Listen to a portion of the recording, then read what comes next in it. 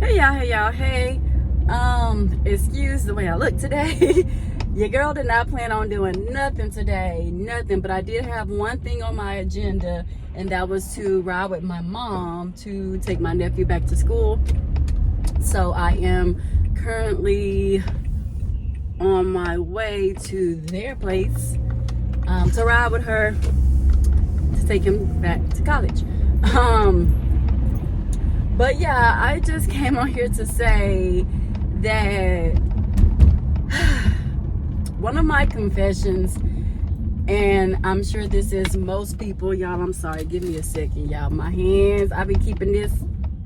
They gave me this as a little Christmas gift at the nail shop back in December as a rewards member. That's all we get, y'all, some lotion.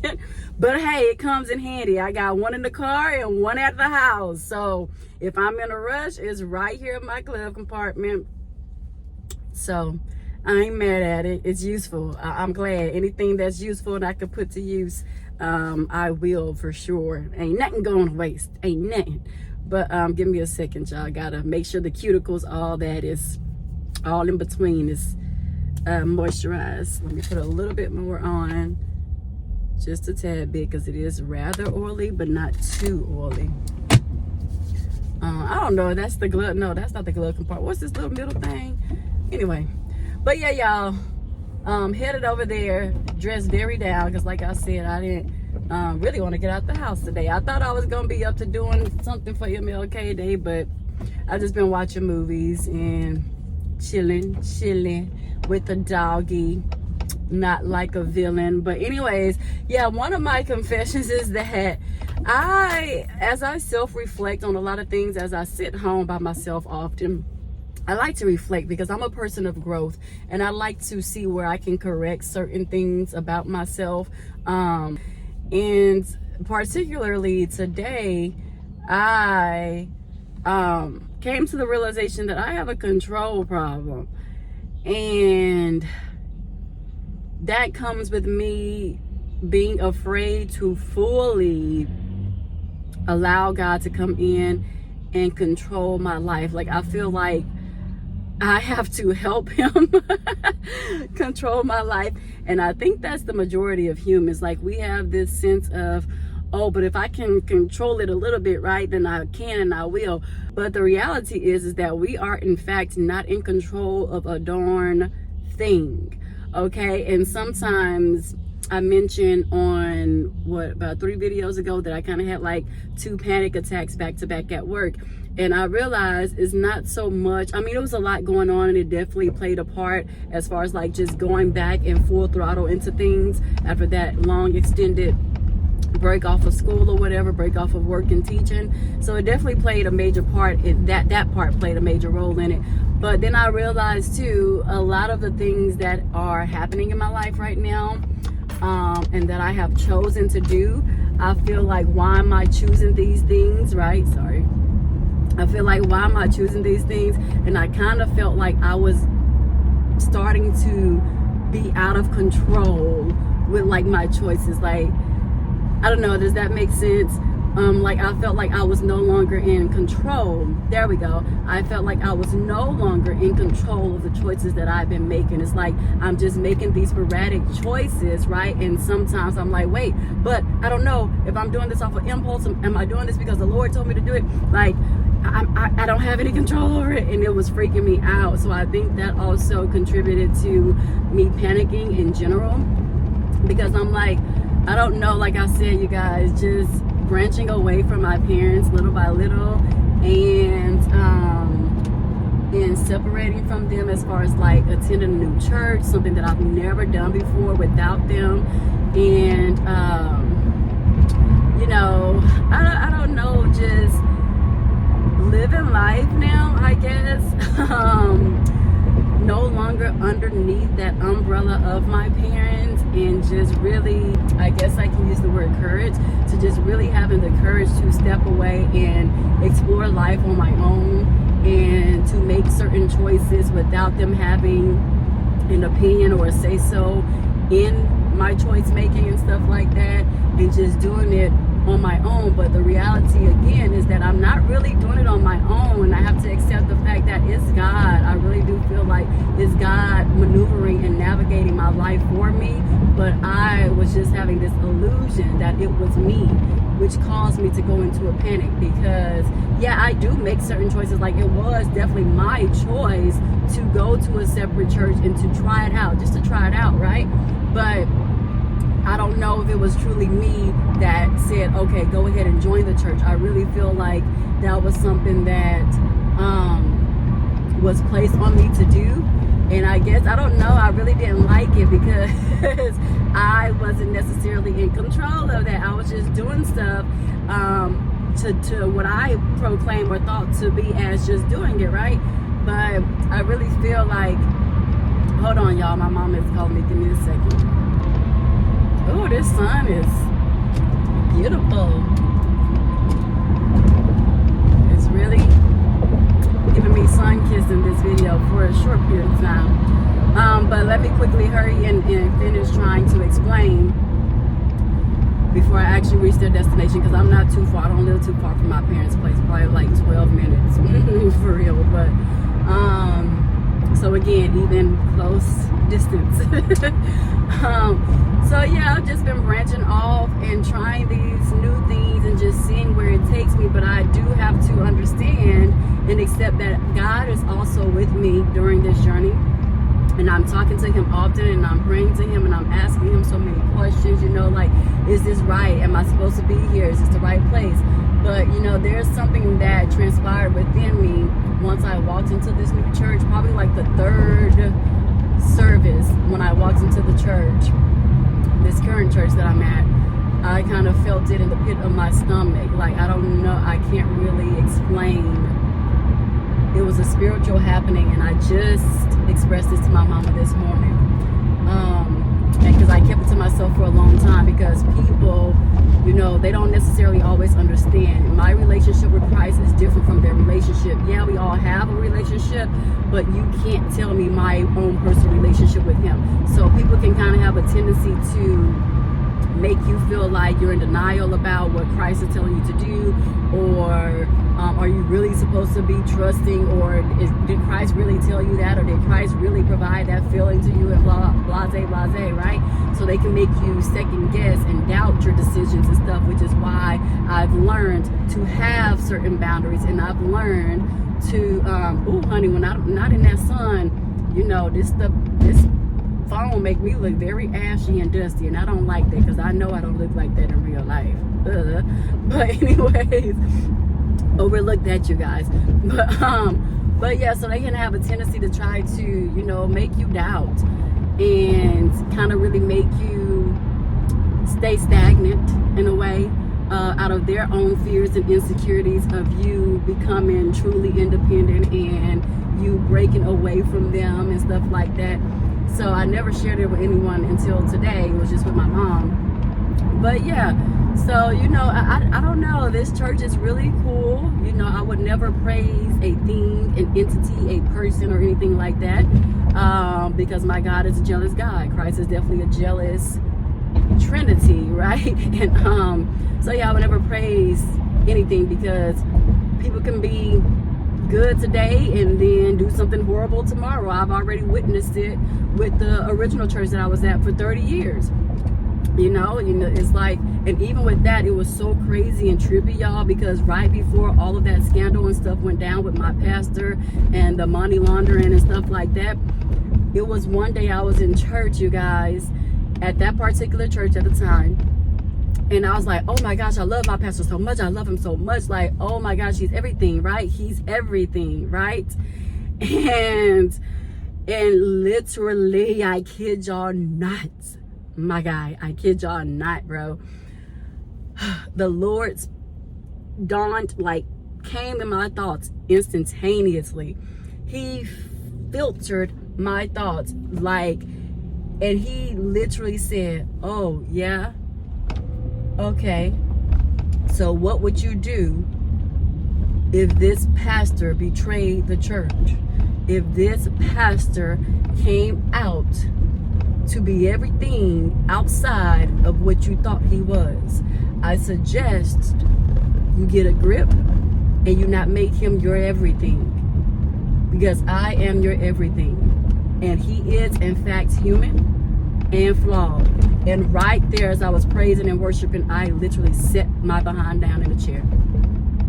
I set my behind down in the chair, and a month later, it was all over the news about money laundering. And I said, I know you freaking lying. I know it. And guess what? I wasn't even disappointed, because God had already set my behind down prior to him being exposed.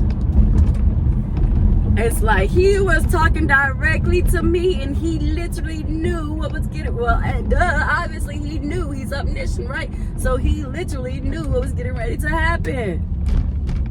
And here I go, the mother freaking audacity to sit up there and have the thoughts of another human being talking about something. Oh my gosh, I love him, I love him, I love him. Yeah, no.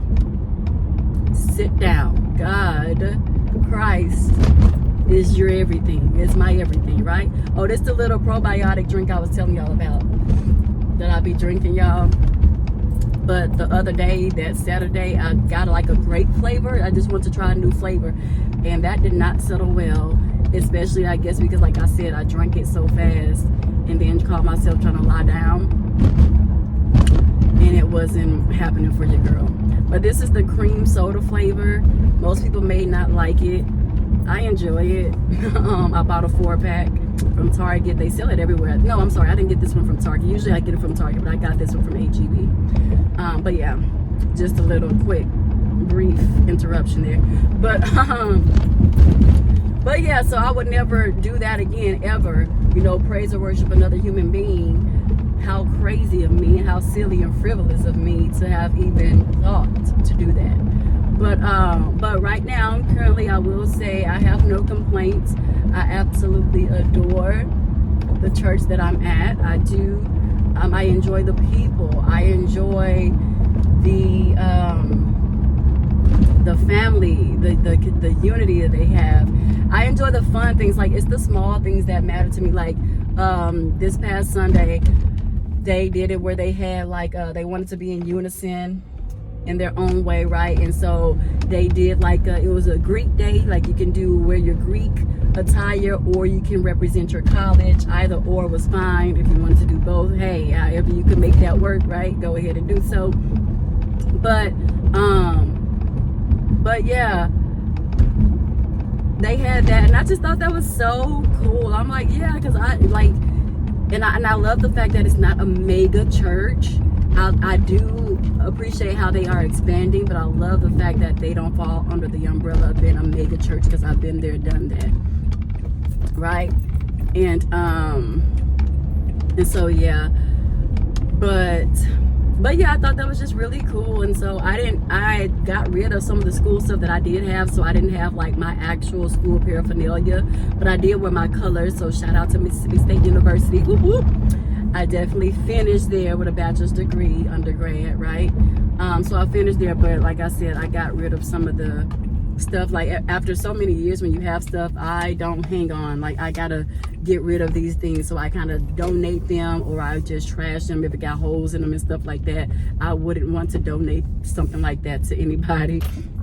But yeah, so I kind of came to this park, y'all, because I was literally by my parents' house, but since I'm not done, I just came to this little park real quick, and I need to hurry up because my mama, they are waiting on me. She called me already one time. So actually, she called me twice.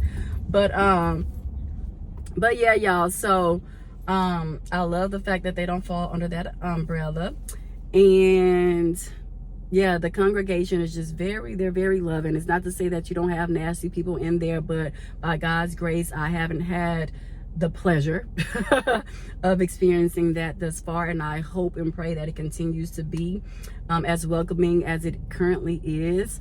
And yeah, I'm just enjoying it, and I'm getting off into some ministries. I'm still trying to decide on one more ministry, because I'm currently I automatically get placed in 2 once I join the church. So I'm automatically a part of 2 ministries. And I finally met with one of the ministers on this Sunday after the service, so that would be my third ministry.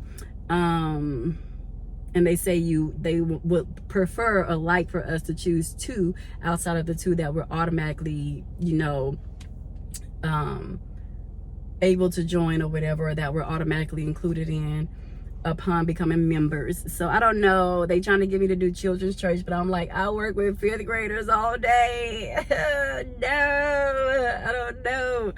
Oh my goodness. I'm like, I'd rather work with the youth ministry, but that's already one of the ministries that I'm automatically in. So I don't know. I'm gonna see. I'm praying about it, but I have joined another one already. So currently that's 3, and then I have to do one more. I don't necessarily have to, but they would like for you to. And I love that. I love how they don't let you get lost, because I've heard, I didn't experience it because the only church, like I said, that I was actually a member of was the one that I attended for 30 years. And then the most recent one prior to this church right here, I was at for 3 years and I never joined. But I do know somebody personally who joined, and it's kind of like they just let them get lost. Like they were like, oh, we're going to call and reach out to you. So I pay attention to detail. I pay attention to patterns. I pay attention to everything.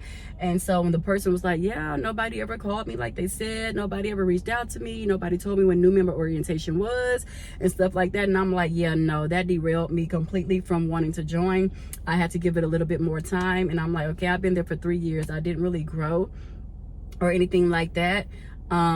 I didn't join a ministry. I had no eagerness to join a ministry or to even join the church. So that's when I was like, yeah, it's about that time. Plus it was like a lot of stuff that I wasn't necessarily agreeing with. And it's not to say that it was anything bad. It's just like my own personal beliefs and morals and ethics that didn't necessarily align. So I was like, yeah, no, I'm not going to join this one. And then eventually that's when I recently decided to go ahead and move about my way and explore. But I only explored one church, which is this current church, and no other churches. And so my godmom recommended another one. I had actually visited the church that she recommended many years ago, and I visited in particularly because I saw a lot of people who I went to college with who had moved from Mississippi to Houston. That was like their church. And so I was like, oh, okay, well, they're there. Let me go try it out. And I went with somebody I was dating at the time. I went with him, and it just wasn't for me. I was like, oh, okay, I felt like people were just going there just for the sake of popularity and going there because it was a popular or well-known church. And it didn't really feed me, you know. It didn't really feed my spirit or my soul or my, like, it didn't ignite my intellectuality. So I don't know if that's a word. Yeah, we're gonna make it a word today. But yeah, it didn't ignite anything in me.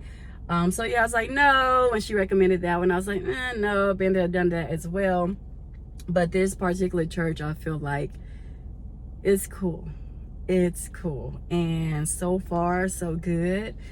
And like I said, I'm not in control of it. So even with the ministries, yes, it's me doing it, but I feel like it's God definitely behind me, giving me the push.